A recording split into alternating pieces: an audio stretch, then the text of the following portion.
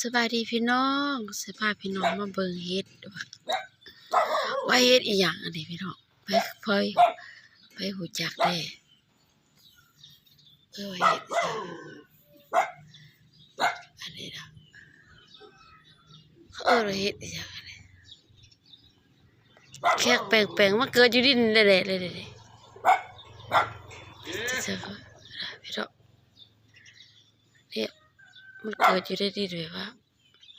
ทั้งแดนหน้าบ้านนี่นะเกิดช่องดอกเป็ดคูพี่น้องตาหน้าบ้านคนบ้านนอกเขาเอิ้นว่าเฮ็ดกลทางเนี่ยเขามีพูดก็ยังพอว่าอันนี้อยู่กับแดนนี่แหละที่แบบว่าออกไปดอกเลยเป็นหูเลยเกิดมาแบบธรรมศาสตร์เลยอันนี้ก็ดอกที่สองนั่นแหละติดยากเอาไปดอกเอาไปเฮ็ดนี่มันเกิดซื่อๆเกิดง่ายๆที่พี่น้องเมื่อวานยังพอเห็นกินได้เฮ็ดนี่พี่น้องเฮ็ดกดทางเอิ้นว่าเฮ็ดกดทางกินได้ใหญ่ไว้เกิดประมาณมื้อนึง2 มื้อมันก็เฒ่าแล้วน้ำบานสติมันเกิดมันเคยเกิดมันได้มันเคยเกิดแล้วมันก็สิเกิดตลอดนะพี่น้อง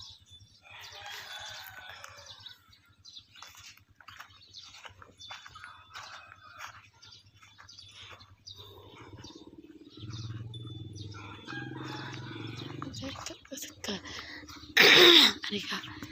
มะม่วงนี่พี่น้องมะม่วงกระสุกไปแล้วตัวย่างค่อยจิหลอกกะบี้เด้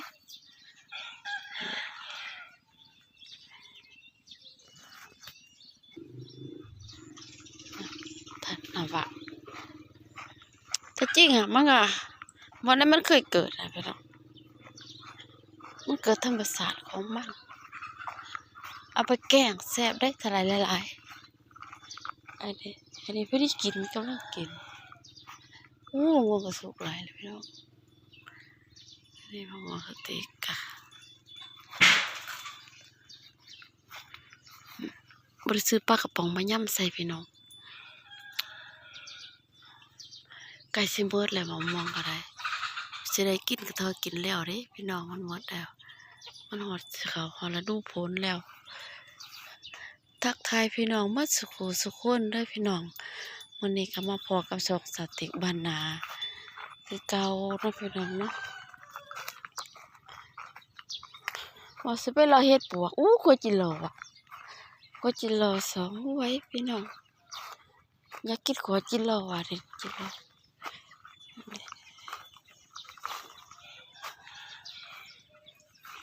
โอ้ย3 ขวดพี่น้องถ้าขุดก็ได้3 ขวดสิบ่ขุดมันใหญ่4 ขวดก็ประมาณ4 ตัวนี่ได้พี่น้องก็มันจะเละต้นขุดพี่น้องเอาต้นขุดมาปลูกไว้ว่ะ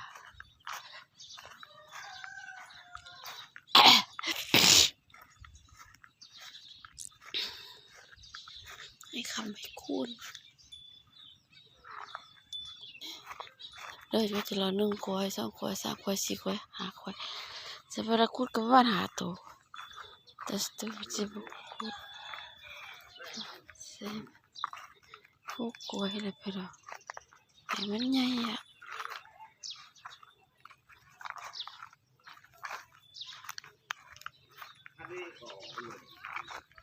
ใช่ปะอีช่าง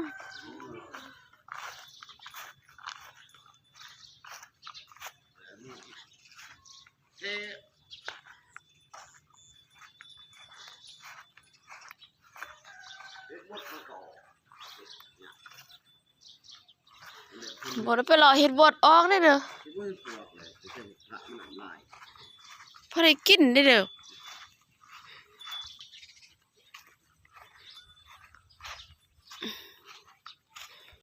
ให้หูแน่ว่าเฮ็ดอันนี้กินได้บ่พี่น้องเฮ็ดดาวเฮ้ย ห็ดดาว พี่น้องเฮ็ดดาวเลยดอกว่าใหญ่เลยดิ นั่นน่ะ หลายหัวนึงว่าซั่นออกหลายพี่น้องเฮ็ดดาวเลยคือเราเฮ็ดดาวมันเอาคล้ายๆดาวอะไรเอาไปจุ่มนี่เนาะจะบ่พี่รอค่ะนะพี่น้องคันว่ากินได้นี่ก็เก็บนี่ก็พอได้แกงเด้อนี่พี่น้องเขาว่าเฮ็ดดาว นี่แม่ ดอกอ่อนๆนี่ล่ะ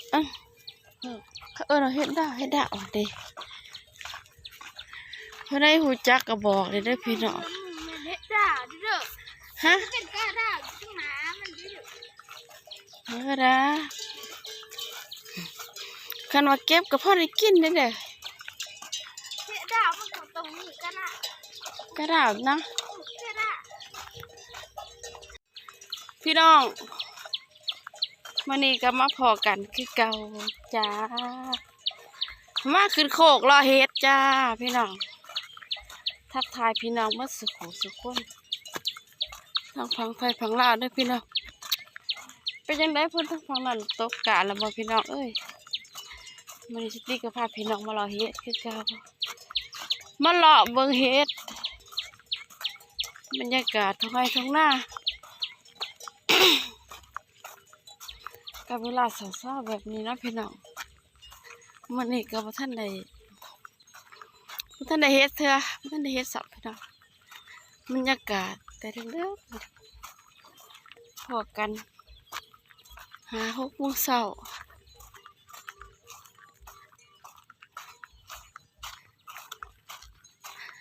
สบายดีเด้อพี่น้อง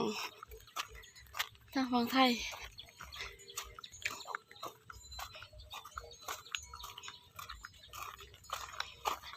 ไม่เท่าไหร่แล้วเนี่ยเฮ็ดเหรอบอลเคยเอามากกับประธานเขาเอาไปหนัวกระเท่าเอาบอลเฮามาท่านบอลมุงบอลเอาค่ะ บอลที่ป่าเห็นเคยเอาค่ะพอกินแล้วเห็ดค่ะแต่ว่ามูเอาหมดก่อน น้องมันใหญ่ เมียเจ้าอีนั่นไม่เปิดแล้วมาเอา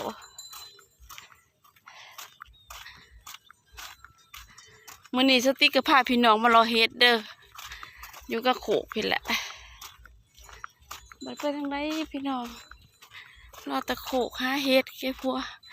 หาหน่อไม้ให้เบิ่งพวกกระโตพุ่นล่ะ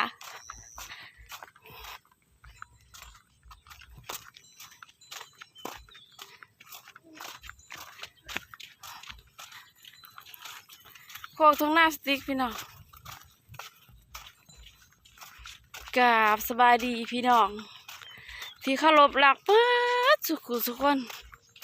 เป็นกำลังใจให้สติกเด้อพี่น้องเด้อ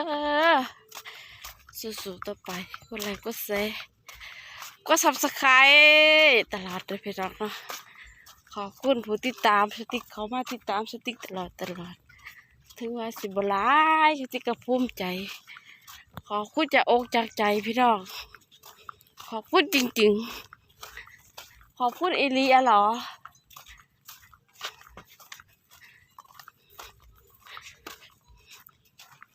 มันนี่ก็มาเราเฮ็ดของเฮา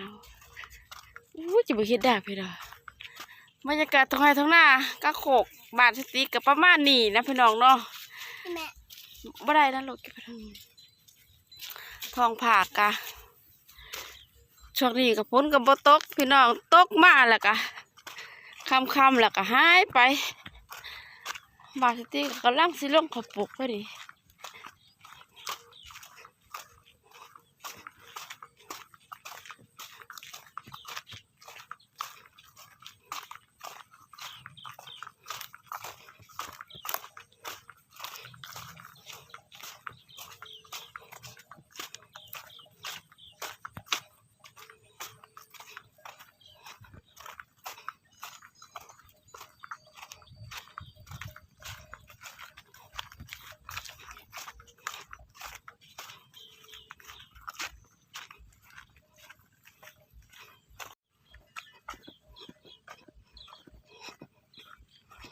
พาพี่น้องมารอเฮ็ด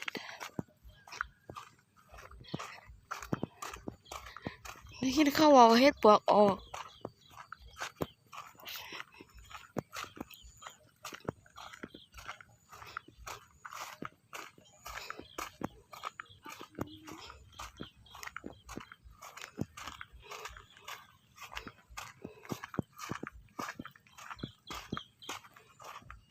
หันหน้าย่านะ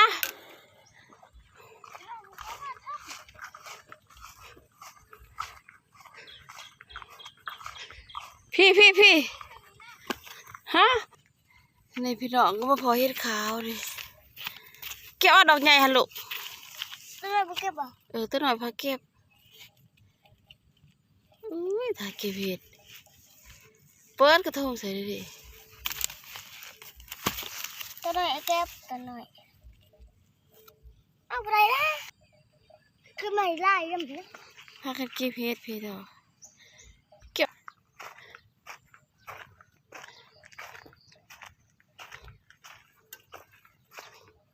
รอเห็ดพี่ดอก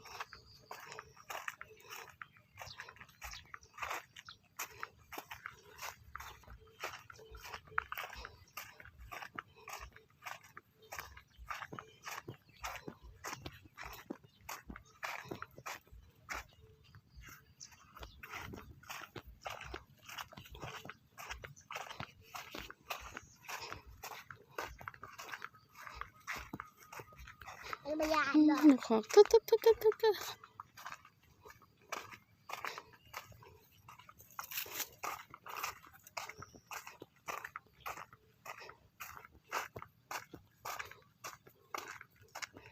สติหัวข้างบ้านกับสัตว์ละเอียดจ้ะพี่น้องเมื่อไรสติกับสเปรย์หัวข้าง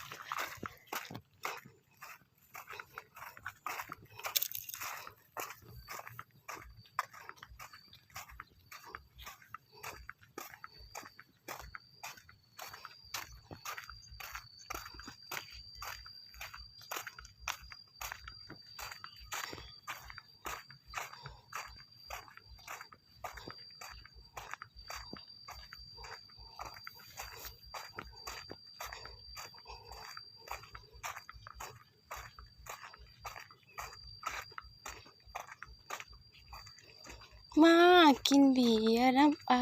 เอ้ามันไผ่ไหมว่าไผ่ไหมเฮ้ยปะไร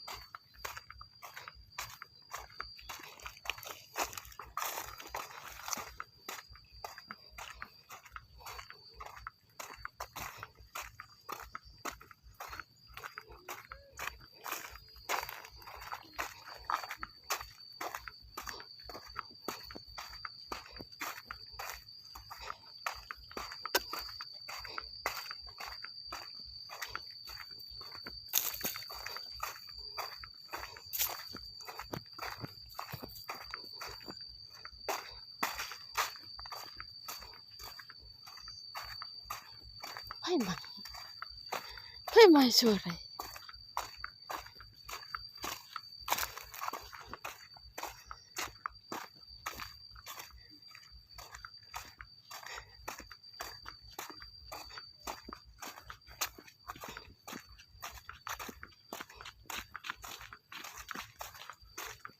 ไปตามดูบ้านมึง อีช่างไปปาดมือขยะ ดูบ้านมึงลูกพูดหน้าเลยผ่านเอาผ่านมึง อยากได้จะแท้มือกุด ไม่อยากเลย ไม่ได้จะขึ้นว่าวห้างซะสบายเบื่อ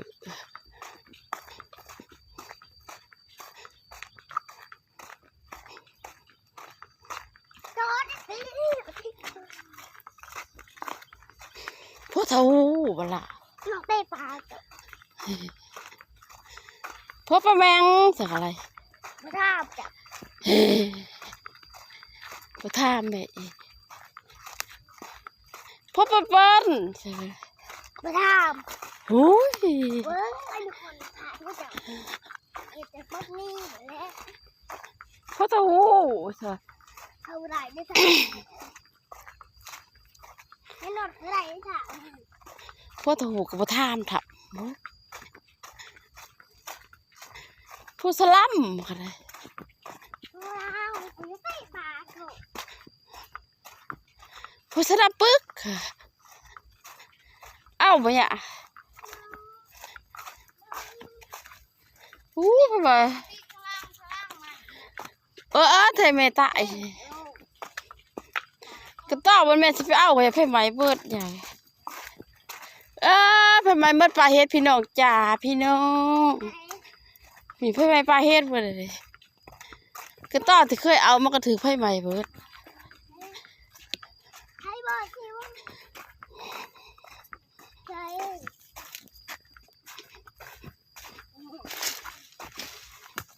ใช่เบะนั่น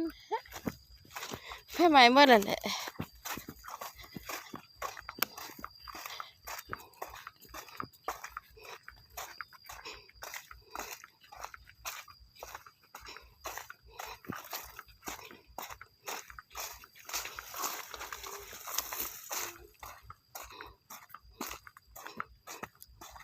อย่าหนูไปเบิ่งมันก็ต่อหัด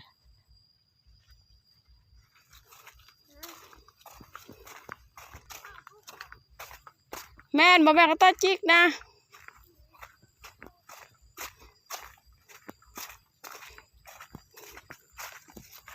นี่ก็ลักออกพี่ดอกอู้ดินี่ก็ลักออกดิที่เคยมาเอาพี่น้องนี่ก็ลักจิจิอีดิถือไม่ให้ไหมสับต้องได้กินนะแต่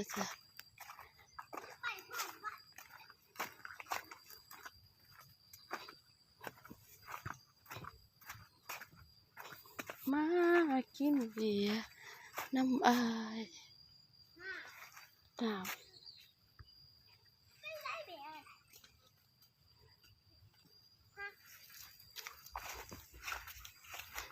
ไว้ห้องส่งได้เด้สะแม่พี่นัทเลยแม่ไปรถถึงพี่ไม่ได้พี่ไม้พี่ไม่ได้พี่ไม้ยังมีกดดันไม่ทอดแม่มันก่อนพี่ไม้เลยอยากจะมาคุดเลย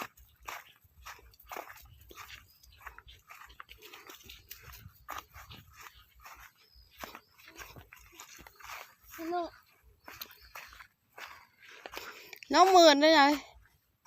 เหมือนหน้าอะไรไหม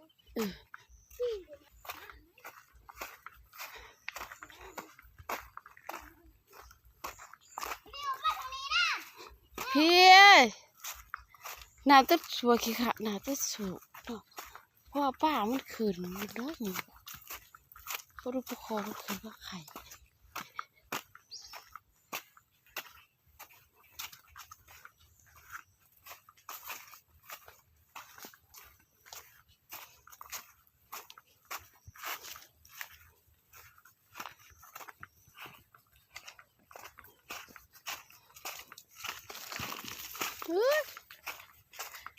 กล่อง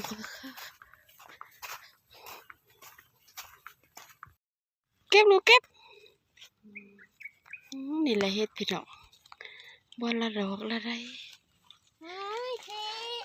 คนที่หน่อยเก็บเฮ็ดมากก็กอดเอวเก็บเลยเดี๋ยวเราเครื่องเลยยันหนูหาดาล่ะหาเอาไปลูกซ้ำนี่แหละพี่น้องเฮ็ดป่ามันบ่ค่อยออกนะนี่พี่น้องนี่พี่น้องอีก1 2 3ดอกเห็นบ่หั่นน่ะฮอนนาเฮ็ดหั่นน่ะหนูเอาแม่ลูก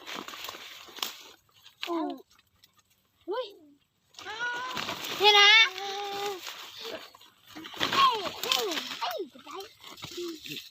มาหน่อยแม่น้ำมาหน่อยสร้างลูกบ้านละบ่เบิ่งนี่ชาวไรสิให้นะลูกตีมันน่ะน้ำใหม่แรกนะน้ำบ่ได้กินเฮ็ดค่ะตีมันมาหั่น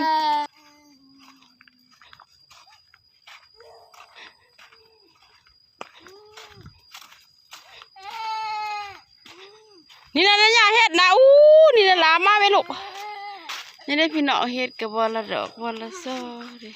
มาเห็ด วันละสามดอกเด้แกะบ่ลูกแกะบ่เด็กน้อยเก็บเฮ็ดพี่น้อง ปลาปลาปลาปลาวันละดอกวันละได้เนี่ยบ่ได้หนูยางลงไปหั่นล่ะไผก็บ่เห็น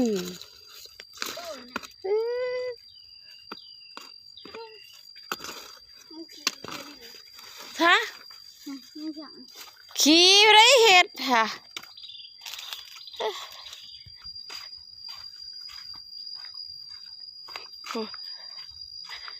นี่นะย่านี่นะลูกสามดอกดิพี่น้องเฮ็ดสติ๊กเอาได้พี่น้องในเวลาก็จะลาบคอครับเนาะท่านี้มันอยากออกอยู่เฮ็ดค่ะแต่ว่ามันก็ตอนนี้เริ่มจับแล้วก็จะ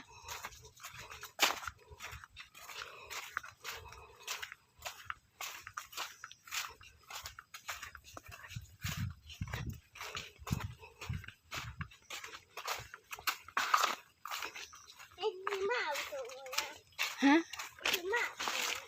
ซื้อซักก็ซื้อได้ใช้เอ้ยแม่ไปถึงบ่ได้อีกเลยส่งไผส่งตัวใดอู้เฮ็ดแล้วล่ะเอาไม่รู้เอาไปไปน้องเฮ็ดดิพี่น้อง มันสีสองมาลีโน่ เฮ็ดตัวดิโพดนี่งามบ่ดีเฮ็ดดิเนาะเก็บเอาลงกระทงใส่อัดลงปังลงลูกนี่ก็เฮ็ดพี่น้องคอยปิดเอาดีๆเด้อพี่หนูค่ะพาหน่อยเก็บเฮ็ดพี่น้องพาหน่อยหาเฮ็ดมันออกด้วยน่ะเนาะคุณรู้ว่าเฮ็ดพี่น้องเฮ็ดแบบนี้คือต้อมันก็ม่วนได้บ่สนใจดอกพอลูกแซ่ ปฏิเก็บได้อีก เอาแล้วไปมาแกะกิดเลย แกงกินอีมุ้ โอ้ นี่ไม่รู้โนเก็บที่อยู่ที่เดิมออกพายไปหาผู้ใหญ่มีใหญ่เบิ้งเนาะซื้อร้านมันนี่นี่มันยากเลยฮะนี่มันนี่ เก็บไปดิจ้ะ คนรู้ว่า เก็บเพชรดิเด้อเก็บเพชร นี่ก็ต้องชักซิดนี่ หันได้เฮ็ดจังหันได้เฮ็ดเบิ่งค่ะหันนานักต่อมือธนาดอกเดียวค่ะ แก่บ่ฮะเอาเลยแม่เฮ็ดมืออัดบ่ใช่เปิดบ่เฮ็ดบ่บ่มีนั่นล่ะเฮ็ดใส่ หาเก็บเห็ดข้าวเนาะ ใส่เฮ็ดมันเกิดก็มืออัด กินเห็ดเห็ดมีดนะระเบิดมีดเนาะ มันละเฮ็ดพี่น้อง